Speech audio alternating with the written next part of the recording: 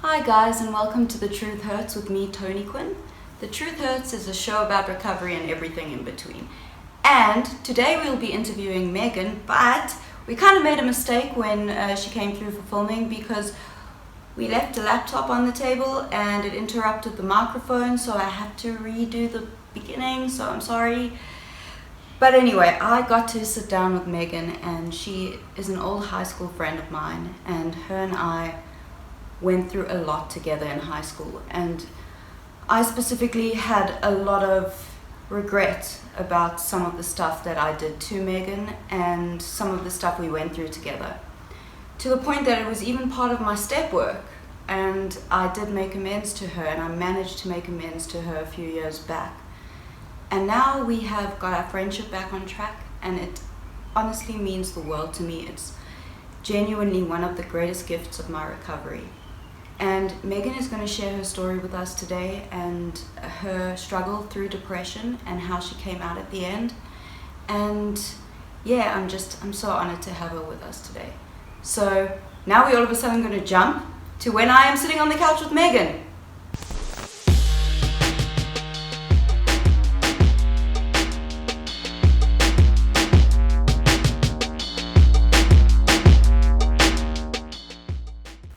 Okay, so we started.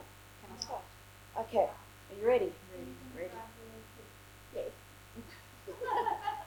Yes. She's not gotham. Hi. You look so hardcore right now. I am hardcore. What do we name him?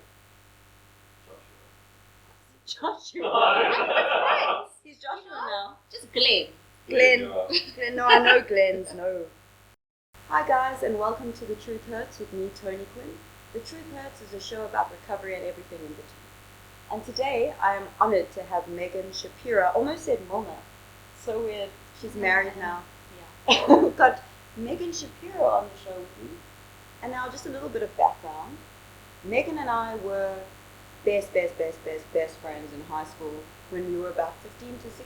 Yeah. Then we were enemies. No. Was I an enemy? I don't know. There was a lot of resentment. Yeah. Yeah. That's fair. That's fair. It's fair.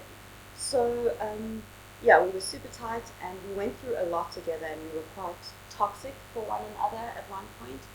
And personally, myself, when I was in rehab, I had a lot of regret and a lot of guilt about our friendship. And about, I think 3 years ago, we started talking again a bit.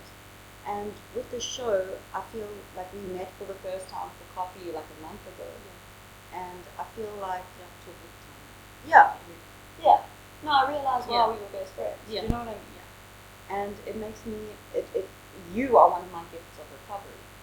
And it's important people know that. Like, the people that you hurt or you feel like you've hurt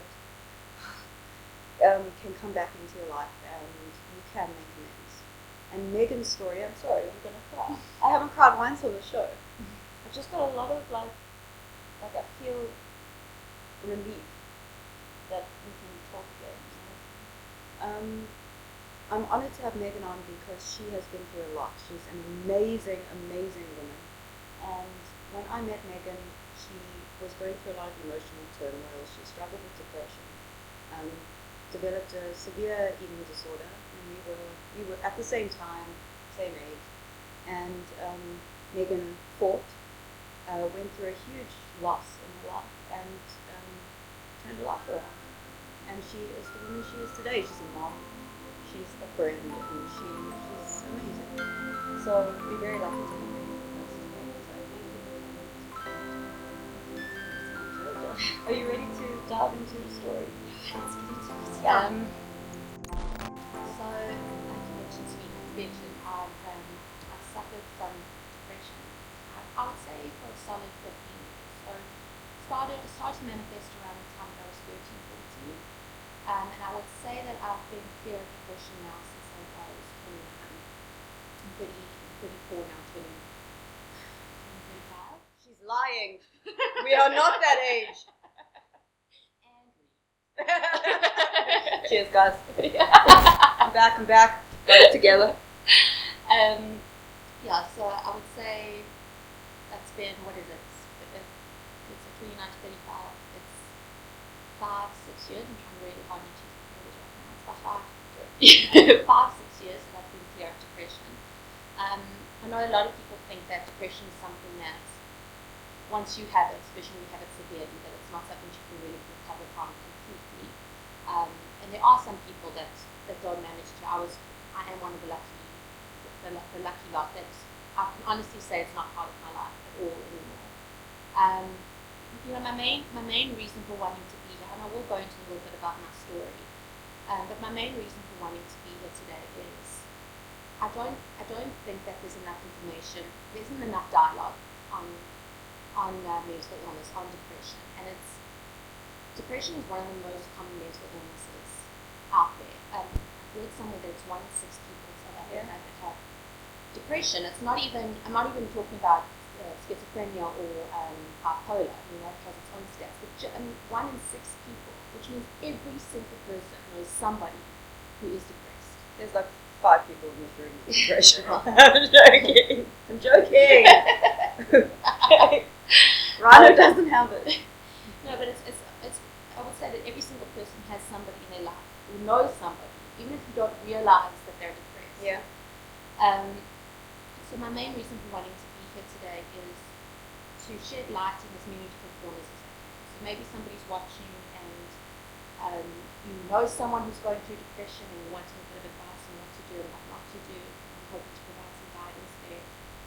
You might be somebody who suspects you have depression, but you're not 100% sure, because that happens to a lot of people who are undiagnosed. And you might be somebody who's watching who has depression, you know you have depression, and maybe I can provide a bit of hope there. Because my story does end well. Obviously, of course, like anyone, I'm at the risk of relapsing if I don't continue with treatment. But even if someone who's not like me, but you do have to live with depression on an ongoing basis, there are resources available where you can maintain, you can manage it. That's so important. You can manage it and you can still live a full life with it. And so before I go into a bit of my story, because I think, even though it's such a common mental illness, I think it's very mishandled, it's mistreated, and it's misunderstood by people who have it and by people who don't. Yes, by people who don't have it. So I just want to provide just a little bit of facts on the topic before I get into my story. So the first thing is that there are many causes of depression. So it could be a traumatic experience, it could be multiple traumatic experiences, and when I say traumatic experience, it doesn't have to be something major or dramatic that happens. It could be a matter of having multiple situations that happen over a period of time you never deal with. Yes. And it piles on and piles on and piles on and piles on, and then it becomes toxic in your brain. And that's to manifest itself as depression. It is a mental illness. When I say that 1,000 times today, it's an illness. It's not something that someone wants or somebody does for attention. It's not something someone does to get people to feel sorry for them. It's an illness. Because it's a mental illness, it's affecting your brain. So if somebody with depression, their brain is not functioning the way that a healthy brain would. It's really essential that people understand that. So when you're depressed, there's certain parts of your brain that must feel subdued to when you can't access certain parts of the brain. And then there are other parts of your brain that goes into hyperactivity. So the brain is not functioning. Going into other causes of depression, it could be genetics can play a role. You can have a chemical hormonal imbalance, which I've got. So I've had chemical and chemical. Yeah. So I've had trauma and I've had chemical imbalance. So even though I've worked through my traumas and I continue to work through them, I'm still on medication for depression because of that imbalance. So I've tried to come off of it, and it's not really fast. I personally involved. Yeah. I can't. Especially now that I'm a mother. Like I did try multiple times to come off of it with the help of a psychiatrist and psychologist. It's important, Yes. But it's never gone well, and I don't want people to be put off by that. Some people can go to medication and get issues and it's going to be able to come off of it, and it's just not the fast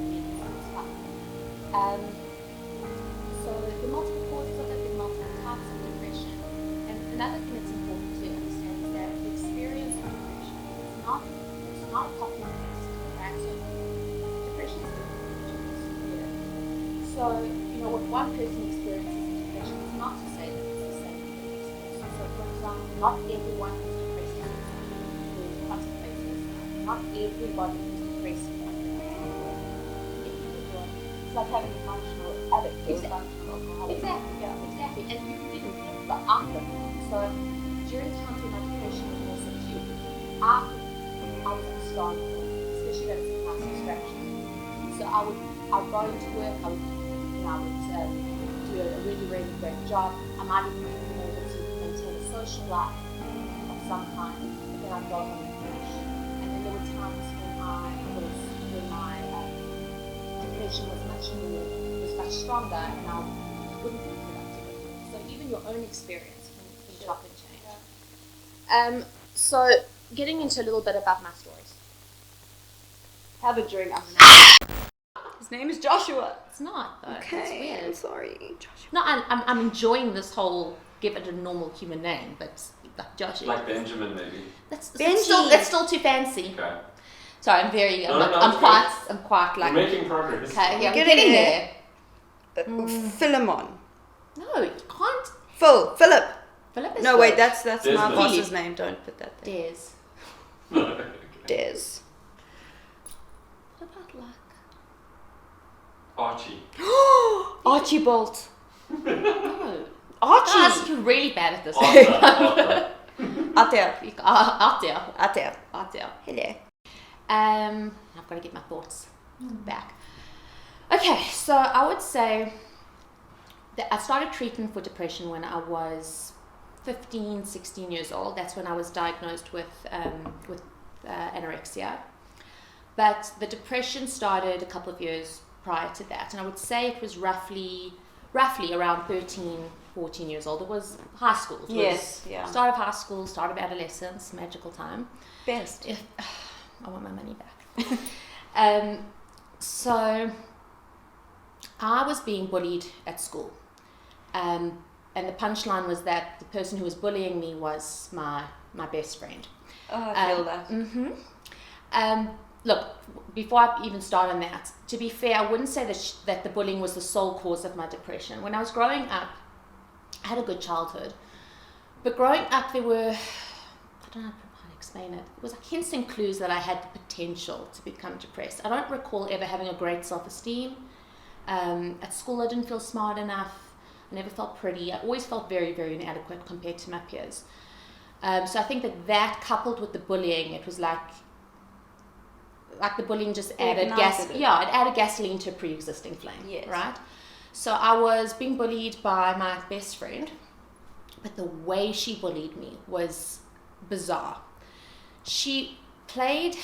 It felt like a head game. She had this 1 week on, 1 week off from me. So on a week on, we'd be best mates. This is someone I was also friends with in primary school. So she would be best friends. We would hang out at break. We'd write each other notes during class. We were talking about that We earlier. did that a lot. Yeah. She would come to me on a weekend. We'd get dressed together, go out. She'd sleep at me. Sunday, we'd watch Friends reruns. And nothing bad would have happened during the course of that week that I was aware of. But then Monday would come and she would be like a stone cold bitch to me. And she would completely ask me out. If she did acknowledge my existence, it would be like more passive aggressive remarks. She would kind of like put me down in front of people. And she made it very clear that I wasn't wanted when I wasn't wanted around by her. And it's important again to note that I was 13 years old. If somebody does something like that to me now, I would ask them out before it even became a problem. But I'm 13. And Nacho. Just ignore Nacho. So then she would be a bitch to me during that week, and then the following week she'd be my best friend again. But then the next week she'd be a bitch to me, and it was this 1 week, and it completely screwed with my head. The week offs from me got progressively worse, where first of all they started getting a bit longer, and then she started spreading rumors about me. She started spreading rumors about my family, things that I told her in confidence she was using against me, and I was utterly miserable. I didn't want to wake up in the morning, and I begged my parents for a long time to let me move schools. I don't think they knew I was being bullied, but I don't think they knew the extent. They didn't know how it was affecting you. Yeah, they so didn't know. deeply, They yeah. didn't know. And then one day I remember you and I met before. Yes, before you moved, we met. Before I moved, I met you and I met a couple of other girls, and I really liked them. I was like, I'm getting into that. So I wrote my parents a letter, and I called a family friend who was a therapist, and I was like, I'm coming in with my parents. And I told my parents I had something to tell them, and I read this letter to them in the therapy session, like bawling my eyes out, telling them how miserable I was, and they made a decision in that room that I wasn't going back to that school to experience the bullying. And when I wrote that letter, it was holiday time, and so I never went back to that school. By the time I went back to school, it was where you and I met, and Tony and I were besties off the bat. Best friend. So socially, I was much happier, but I did develop an eating disorder here. And Tony, I don't need to explain to you. Anorexia it's such a complicated illness. It's so much more than weight loss. It's, the weight loss is what everybody notices. But again, it's a mental illness, I was pretty bad. I was an outpatient at Tara, and the lowest that I got was 37 kilograms. I started losing weight around the end of grade 9. I remember that, Meg. You were on holiday with us, and people started noticing, and it was severe. Yeah. And I would say that by March, April of the following year, I was really bad. The physical aspect of the anorexia, the weight loss, that lasted only a year. But the depression continued for several years after that. It's worth also noting, and this was obviously a massive contributor to my depression. When I was battling with anorexia, my father was killed in a plane crash, very suddenly. Why am I sorry? Because you phoned me. Tony was the first person I called when it happened. And it was the first time I'd ever heard real trauma from someone. And I feel your trauma when you talk about it, because we were so young. Yeah. And no one, especially, I understand the eating disorder, we were going through it at the same time.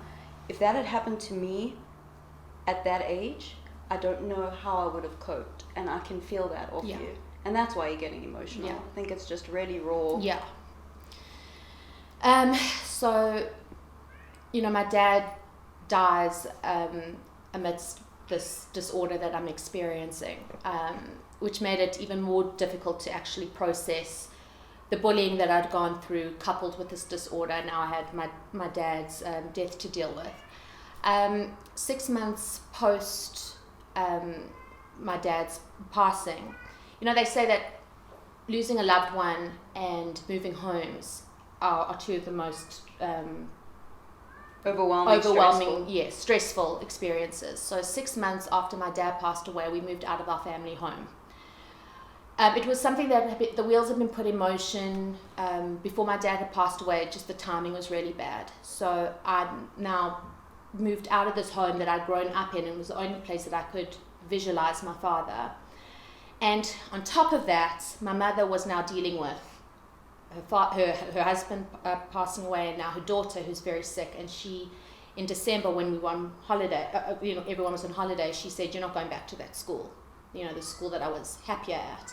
She moved me out of that school against my will. And my mother is going to phone me after this. I know why you did it. You don't need to explain. I understand why you did it. I understand. But it was a lot. It was a lot of change in such a short period of time. So like from the ages of 14 to 16, like I just said, being bullied, developing an eating disorder, getting down to 37 kilograms, losing my dad, then moving out of my childhood home, and then moving schools. I was never able to process anything. I couldn't process the bullying because I was distracting myself with anorexia. I couldn't deal with the anorexia because my dad had just passed away. I couldn't process my dad passing away because we moved out of the family home and then I moved to another school. So I just kept shoving things aside and not dealing with any of it. And there's lots of other, there were some other things that happened during the course of this time that I won't mention out of respect for my family. But, you know, growing up, I had other traumas, but I feel like the things that I've just mentioned really kind of formed the bedrock of where a lot of my later depression stemmed from. So I think the one thing that I want to just mention, so I mentioned that, first of all, like I said earlier, depression is very different from person to person. And when I lived with depression it felt like having to deal with very frequent feelings of feeling helpless and hopeless. I felt worthless. Fat and ugly were two very, very big ones for me for all of those years. My sleep was severely compromised. So a lot of people with depression will suffer from either hypersomnia or insomnia. And I had elements of both, but mainly insomnia. So the insomnia is a result of your brain just going into hyperdrive. Remember I said there's parts of your brain that feel subdued, and there's parts of your brains that go into hyperdrive. So when I would try to sleep, my brain wouldn't stop. And it wouldn't necessarily be about obsessing about something bad. It could be a conversation I had with someone that day, or a conversation I wanted to have, or a movie I saw. So that part of my brain wouldn't shut off. So for many years, from 15 to 29, I was on prescribed medication to help me sleep. So I was on Seroquel, and then I moved over to Mollypaxin. Oh, Seroquel, that's the rehab one. I'm so sorry you went through that. Dude. They give that to all the addicts. They're like, yeah. And you're asleep within like 30 minutes of taking it. And I remember the first time I took it, I didn't know that it was going to make me so tired. I think I was like drooling out of my mouth. So it would help me fall asleep. But if I woke up in the middle of the night, once it had worn off, I wouldn't be able to get back to bed. So often I would go to work having been up since 3 a.m, which is a huge problem because sleep deprivation is a massive contributor to depression. So it becomes a cycle. It's like you're depressed partially because you're not sleeping, and you're not sleeping because you're depressed, and it just kind of feeds on itself. But then I had moments where the depression was very, very severe, where I wouldn't be able to get out of bed to even brush my teeth. And those days, that's when I said I would have hypersomnia. I would just sleep those days away. And did that affect your work? So you would take days off? Big time. I remember the final year that I was at the last company that I worked for. This is why I'm saying that it's so essential that people talk about depression. I feel like it should be just an understanding that managers and CEOs or whatever, they need to actually be educated on depression, because like I said, if 1 in 6 people have depression, I can assure you've employed people who are going through it. And my final year that I was at that hellhole, I was missing a lot of work. My depression was getting so severe that it affected me physically. I was getting stomach aches, headaches, my body was aching. I woke up one morning and I had a frozen shoulder. I actually couldn't even move my arm. And I was missing so much work that they said, well, you have to bring a doctor's letter in if you're going to miss on a Monday or a Friday or something like that, which was going to happen. So one day I brought them a doctor's letter, and it was from a psychiatrist, and he looked at me and went, but this is from a psychiatrist. And I said, yeah. He goes, but then you're not sick. And it's like, you obviously, like, this is what I'm saying. It's people are very, very naive when it comes, they don't think that, they think because it's depression that you are in control of it. You know? And they think also it's, and I've been guilty of it a few times, people who don't understand the severity of it will think, oh, it's just an excuse to get off work. You know? 100%. 100%. And look, there are some people that will take advantage of that. But when it's been diagnosed by a psychiatrist and a psychologist, there's no disputing it. You don't get the same kind of empathy and compassion with somebody who, let's say, who has cancer. Like if they're having to go for chemo, your boss isn't going to question. I mean, of course you got to miss work. Of course you're not feeling well, you're going for chemo. But when you're missing work because of depression, it's like, well, you know, you're in control of it. This is a choice that you're making, basically. Oh, are we filming? Oh, yes. Okay. So, okay, I'm trying to remember some other common feelings that I would experience. So there was sleep deprivation. Guilt was another big one. So guilt is quite a common thread amongst those with depression too. So that's interesting. You'd have guilt because you feel like you've screwed up or you're about to screw up. You might take your mood out on somebody and then you feel guilty about that. often I would cancel plans. I couldn't socialize, and often I would have to cancel going to friends' birthdays, and I would lie about why I was cancelling because I didn't feel like I could be open, and then I'd feel guilty about that. I'm trying to remember some of the other feelings that I had. So like I said, my social life took a massive dive, and so what I'd like to just add here is when I say that I was feeling all of these things, it's not to say that when I was feeling fat and ugly and useless and worthless, it's not to say I felt all those things all the time, 24/7 for all those years. There would be some days where I would have a break from it. Okay, but the depression was still present.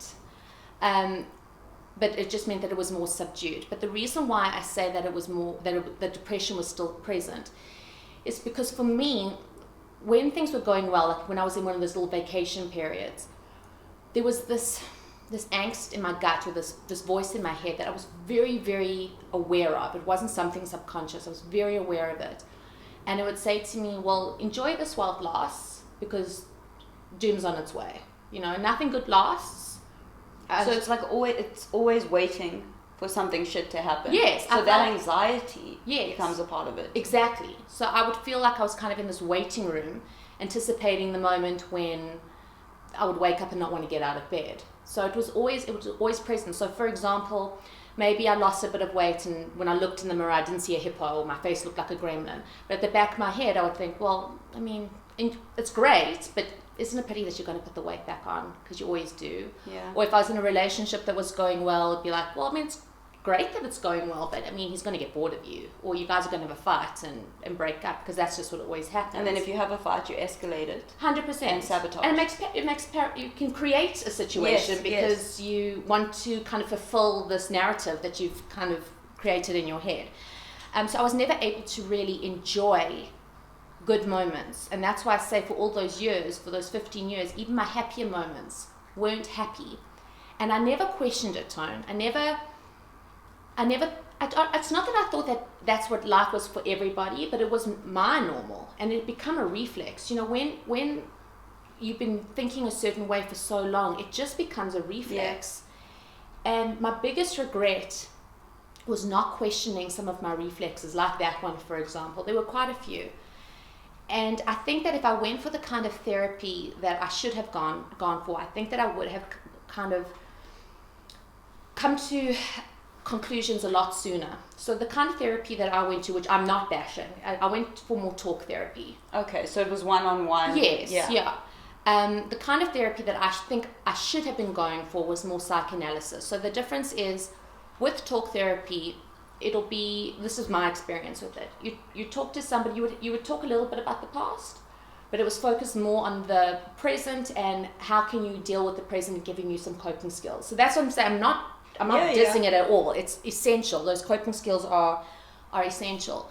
But psychoanalysis is much more in depth, and it's kind of works on kind of peeling back the years and getting to things that maybe happened to you when you were like 5 years old that you thought were insignificant, but actually play a role in what your reactions are today. Yeah. I've personally never gone to a psychoanalysis therapist, but one of the things that worked against me when I was depressed was that I'm very, very analytical. So the reason it worked against me was because I would analyze something to its bone and just create something out of nothing, and it would make me depressed. But where it works for me when I'm healthy is that I have constantly worked backwards to understand why I had certain reaction reflexes. Yeah. Even if I don't have them today, it's essential that I still understand where it came from, so that it doesn't happen again in the future. So as an example, that's enjoy this while it lasts, because doom's on its way. I figured out where that came from. So I mentioned to you that when I was being bullied, she had that 1 week on, 1 week off. Period. Yes. Okay. So during that time, when she was being nice to me, I was very aware that it was going to be short-lived. So I would think to myself, okay, well, I mean, enjoy this, because next week you're not going to want to come to school because she's going to be a raging bitch to you. Yeah. So that definitely started.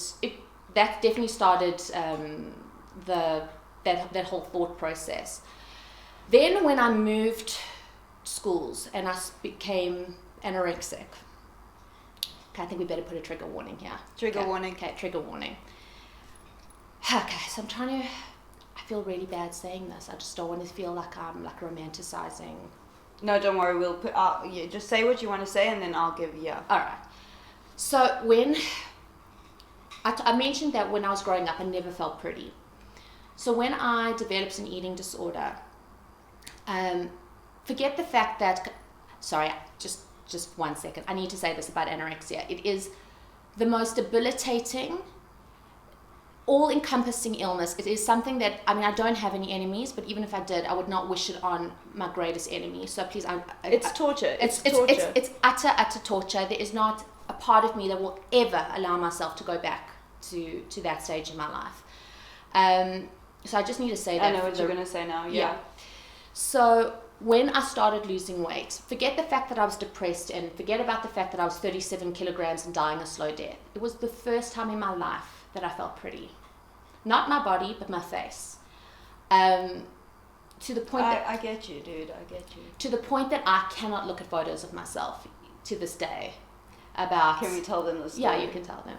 I recently posted photos of us from high school, and I tagged Megan, and I didn't realize how triggering it was. And she commented on it, and she said, "This makes me sad."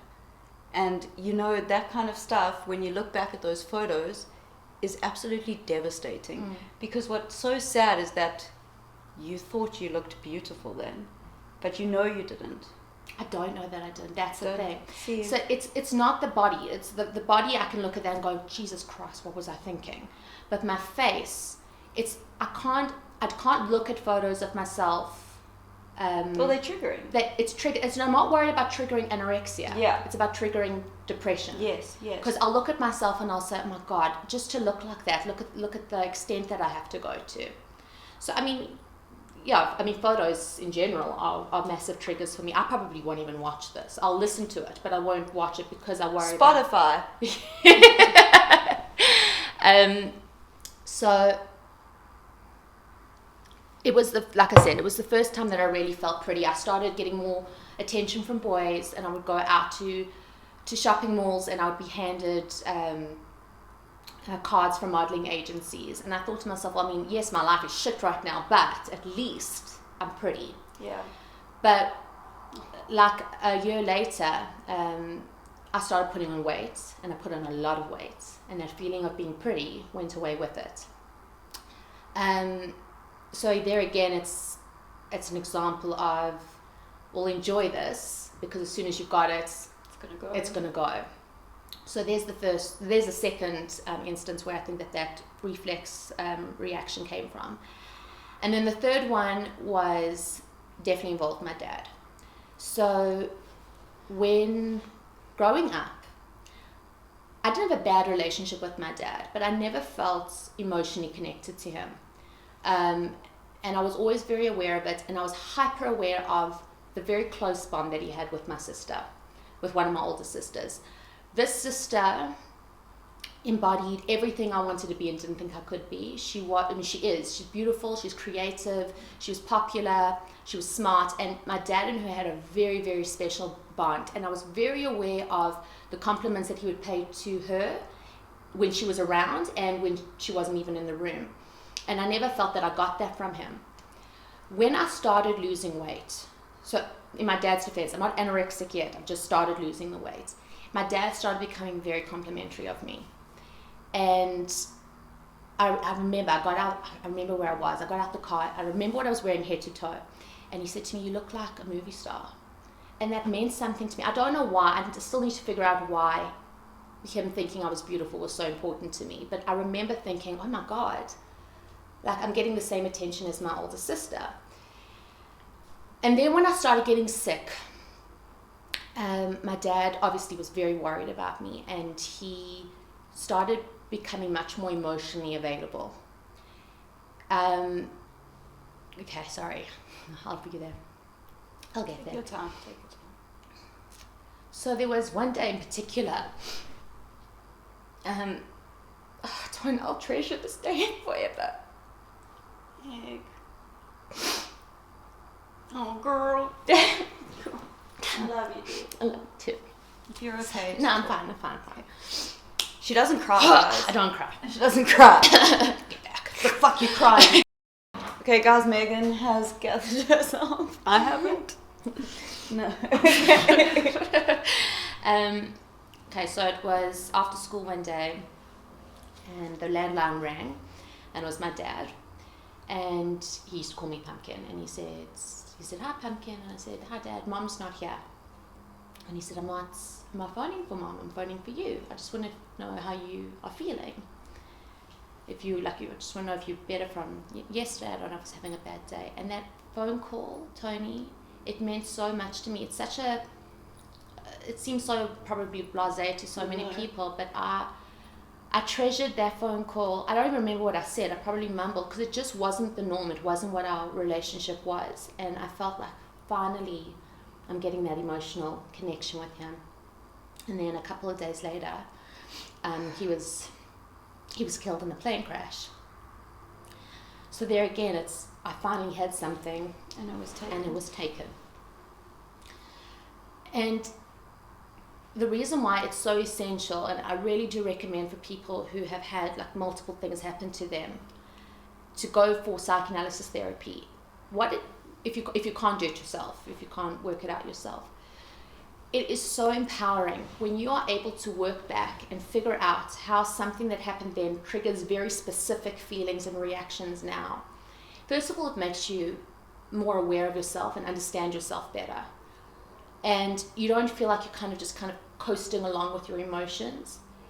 And it gives you a very strong sense of self-awareness. And with self-awareness, you can make better decisions going forward. It's the most important thing. And that's why I think I've managed to keep the depression away. Because, for example, with something like that, if I ever find myself in a happy spot and I get this thought process of, enjoy this because shit's going to hit the fan, I can say to myself, no, hold on a second, that's not the case, because this is not the same situation as when I was being bullied. This is not the same situation as when I lost weight and put it back on. And this is not the same situation as when I lost my dad. So there's no reason why this can't last. So you're able to kind of check yourself. And it's much easier to control your thoughts when you know where those original thoughts are coming from. Yes. And there have been multiple scenarios where I've managed to kind of work back and figure out where certain things have derived from. So I really do recommend.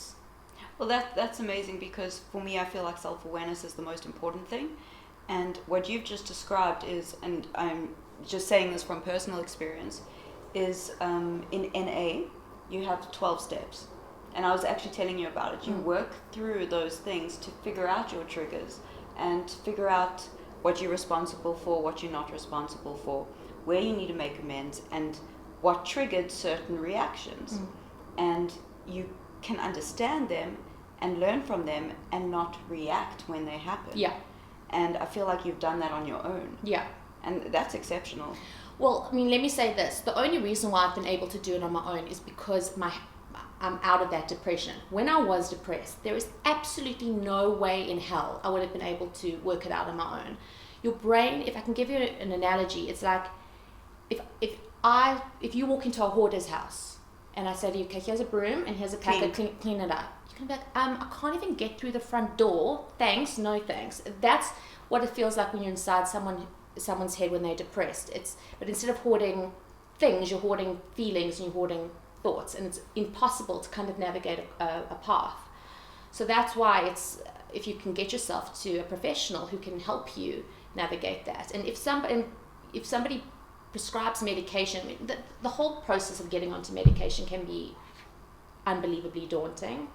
But what medication can do once you have found the right one for you is it just helps kind of clean up a little bit of that mess and just clear a path. It doesn't fix the problem, but it just helps you clear a path so that it's easier for you to navigate through the issues, and then you can slowly come off of it.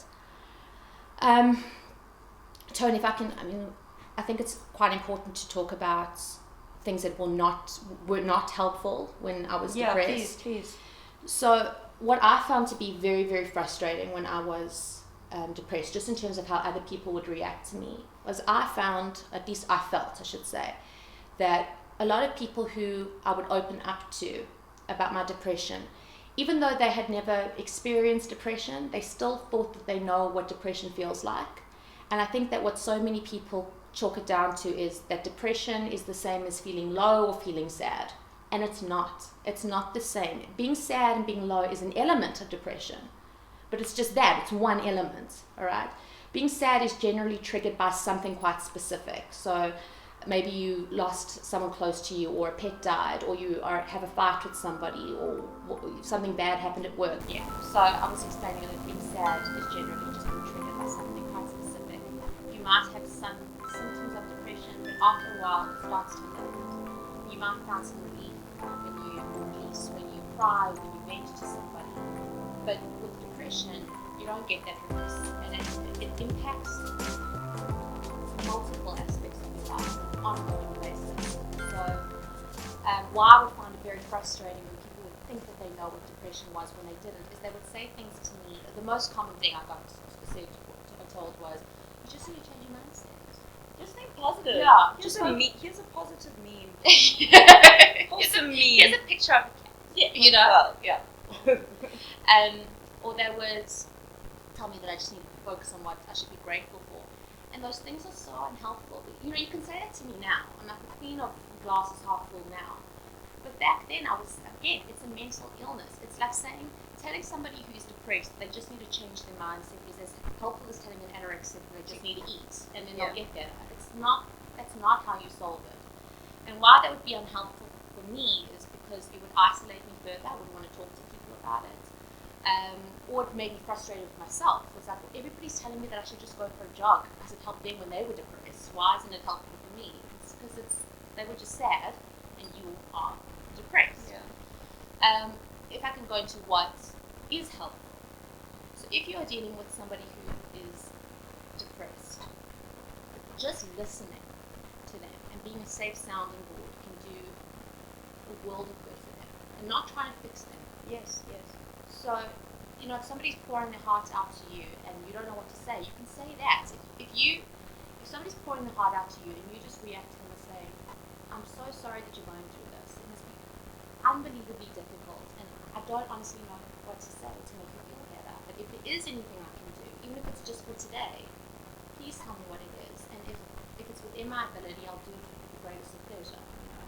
Just having that kind of reaction tone, it creates a safe place. It doesn't make the person feel judged or guilty. So that would be a really helpful thing. The next thing that you can do, and this comes with a lot of red tape, which I'll get to. When you are depressed, especially heavily depressed, the most mundane task can feel impossible. So literally there were days when I couldn't get out of bed to even brush my teeth.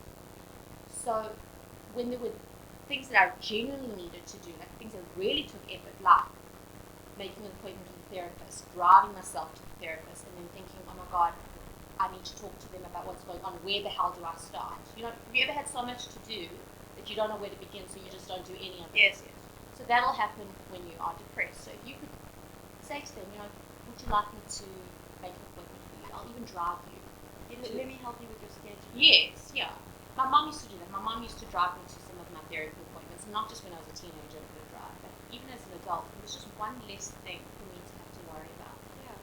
So something like that can be really, really helpful because, again, the person feels like they're being supported. But there is red tape. You know that saying, "You could take force to it." Yes. Yeah. So it applies here. You can't force somebody to get better. And when that happens, and especially when it's somebody that you're living with, if they're a family member or a friend or a roommate or whatever the case is, it can get very frustrating when you're trying to help somebody and they don't seem to be ready to receive the assistance. And at that point, I would say you need to back off, create boundaries, but you do it with love. That for me is key, because a lot of people start getting frustrated and then they start saying, "Do you want to be miserable? You're happy in your sadness. You're happy in your sadness." Exactly. And then that just isolates the person more. Again, I get we're dealing with an illness here. So what I would recommend that you do there is that you create some boundaries and you do it with love. So you can say, let's say part of a person's depression is a result of them not being able to find work, and you're sending them screenshots of positions available, and you're circling ads in the classified and leaving it next to their bed, so that doesn't exist. I'm in 2000. I'm like living in 2000. Not. But my point is, Tony, that you are trying to help the person and they don't seem to be receiving it. So, for the sake of preserving your relationship with them, take a step back and tell them. Say to them, listen, I know that I understand that I don't understand what you're going through. Just understand from my standpoint, it is frustrating because I just want to help you together and you're not ready to, and that's fine. So I'm going to take a step back from doing what I've been doing. But it's not because I've given up on you. It's not because I don't think that it's within your ability. I can just see that you're not in the right headspace right now. So when you're ready to start taking some steps forward, let me know, and we can go from there. You know, by doing that, because you've got to preserve yourself as well. You know, misery likes company, and if you feel yourself getting too frustrated with somebody who has depression, you need to create those boundaries for yourself and for them. And by doing what I just said, you're closing the door, but you're leaving that ajar so that they know they can walk through. You have to protect yourself. Yeah. To protect the situation, and you have to protect them. Yeah. Because if you're pushing that stuff on them, that could trigger anger. Yeah. That could trigger frustration or fight. So I understand that having to back away. Yeah. Just that little bit. Yeah. And saying, I'm here. Come talk to me when you're ready. Yeah. And you might get a positive reaction from that. Just by being that open, you might actually get through to them. You might also get the reaction of, well, everyone's giving up on me, so I'm going to kill myself. That can also happen. And in situations like that, if you ever find yourself dealing with somebody who is saying that they're going to kill themselves, take it seriously, but you take the responsibility away from yourself, and you get professionals involved. Get them, collected by an ambulance. They can be monitored in a ward, and let the medical professionals decide whether or not they are okay to be released the following day. Just always even if you think the person's doing it for attention, take it seriously, because they might think, well, I'm just going to scare them and take this bottle of pills, and they might actually be unintentionally successful. So you just always take it seriously. Something happened to me where a very close friend of mine had been phoning me saying that he was in a very bad space and he wanted to see me, and I was on drugs at the time. And I said, I'll see you tomorrow, And the next morning, I got a phone call that he had killed himself. So when that happened, for a long time, I had a lot of guilt, and I mean, part of me still does today. But I wasn't the only person he had reached out to. And I was in a very dark place, and I didn't take what he was saying seriously. And that to me is the biggest lesson. When someone is in a dark space and someone is reaching out, you have to get professionals involved. Definitely. You can't take it all on No. either. And you've got to take the responsibility off of yourself. At the end of the day, it's not you shouldn't be the reason why somebody wants to live or die. It's not fair to put that kind of pressure on yourself. It's the illness. It's the illness. That's Yeah. exactly it. I sorry, I lost my train of thought there. Sorry, I threw quite a... No. But that's essential. I think that's exactly what we're talking about. Yeah. A lot of people don't take it seriously because I think they think, oh, the person's just being manipulative. But I mean, even if the person is being manipulative, it's still a cry for help. I mean, that's the kind of extreme that they're wanting to go to. Mm-hmm. But you don't know. That's the thing. Like, you don't know what mindset that person is in, whether they are doing it just because they want attention, or Asking for help, they're going to do it. So you take that responsibility off yourself. And it's difficult. I think a lot of people stay in relationships because someone can threaten suicide. And you can't stay in a relationship for that. It just adds to the dysfunction. So if that's the case, again, you call professionals and you put the responsibility onto them, because it's not... There's a reason there's professionals. Yes, exactly. I think Nicole said that in one of the last videos. There's a reason there's professionals. Yeah. And they're necessary. Yeah. So, but now, Meg, Regarding your recovery, can you tell us a bit about when that started?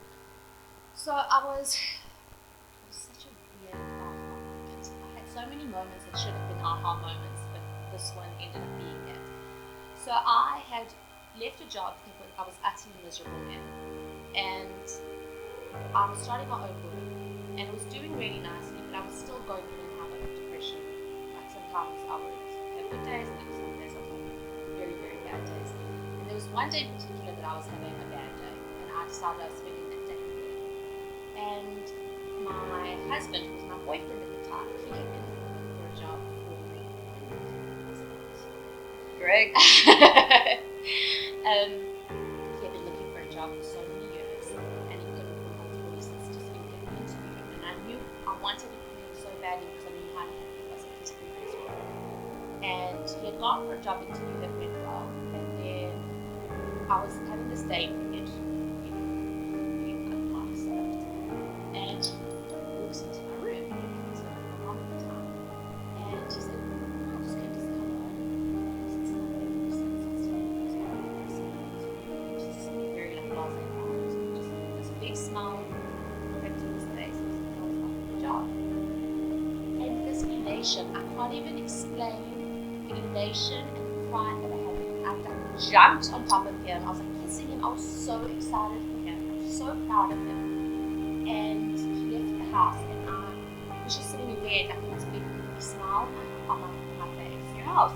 In my house, on my face. And I don't know why, but I just thought to myself, when was the last time you were that happy for yourself, that proud of yourself? Because you have the ability to look for those things, but only when it's for other people. Why don't you look for yourself? And it just, I was like, this is actually bullshit. I thought so much of being bullied when I was 13, but I was bullying myself every single day up until that point. Sometimes don't you just go wait for depression to run its course? And I feel like at that point, it had run its course with me. So it wasn't like this big, elaborate. Yeah, it was just, I just decided I've had enough of being miserable. And I got out, I literally got out of bed, probably like 1 in the afternoon. I was in my pajamas and brush my teeth. Got in, had a shower, and I just, from that day, I just started being much kinder to myself. That's important. Yeah, I just made the decision to be kinder to myself and to be more patient. With eating, I started having a better relationship with food. I didn't, at that point it was very, very rigid. Like I had to exercise at a certain time, and I had a cheat day, a cheat meal that was like a cheat day where I would binge. And it was on a specific day. I stopped all of that. I was just like, if I feel like going to gym today, I will. If I don't want to, I'm not going to. And if I feel like having a piece of cake because it's a Wednesday, that's what I want, and I'll do it. I even started metabolizing food differently from that point. I was eating more and exercising less, and my weight even started dropping. Just because I think my body was just holding on to so much toxicity that I even just started metabolizing food differently from then. And I did relapse. Look, I was about 26, 27 when that happened, and then I relapsed around 28, and I was devastated when that happened. Because at that point, before I had that year where I was depression free, I just made peace with the fact that I was always going to have depression. And now I got to experience life for the first time as an adult without it. Like now I had something to compare it to. But I got my shit together very, very quickly, and got myself to a psychiatrist who changed my meds, changed the dosage, seek professional help, and I'm now very happily married. I've got an amazing husband who I could not ask for a better father for my kids. I have two of the most incredible little girls, a little 2-year-old. I can confirm. And I'm not a children person. No, they're amazing. They're amazing. And I've got good relationships with people, and including the relationship I have with myself. That's the most important. Yeah.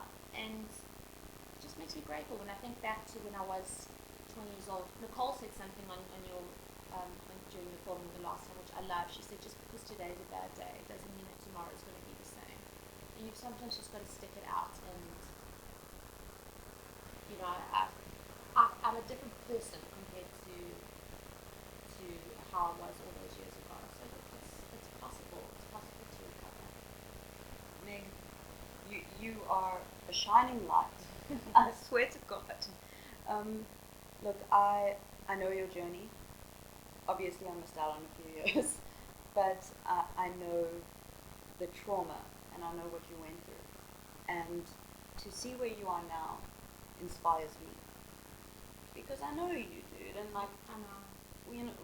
you meet someone again and you realize why you were best friends. Yeah. And Tony said something the other day that was so true. She said we met each other when the darkest parts of our lives were about to commence. Yes. And now we've actually met each other. We've kind of reignited a friendship during like the lightest. and our most authentic Yeah. selves. And it's beautiful, and that's also a testament to recovery, no matter what kind of recovery you're going through. And I just want to say that the way you spoke about depression educated me. I know it's going to educate the listeners. And the way you took us through your journey was incredible. I mean, I learned so much from your story about myself and about things I didn't recognize in myself, things I haven't recognized in other people. And one of my biggest weaknesses is I'm a hard ass. So if someone that I hardly know is telling me how depressed they are and a lot of stuff is happening in their lives, I get a little bit frustrated because I'm from the NA kind of recovery where I'm like, okay, come, stop it, Yeah. sit down, let's fix it. Yes. You know, I'm a bit too harsh with that. Yeah. And it's really important to be educated on depression and actual depression because we are so misinformed. And the story you just shared is something I think is going to help a lot of people, and a lot of people will relate to. Guys, if you relate to anything Megan shared, please write in the comments. If you have any questions for Megan, any questions for us, please write below. And I am humbled to have you on the show and to have you as a friend. I love you, Megan. Okay, you still have we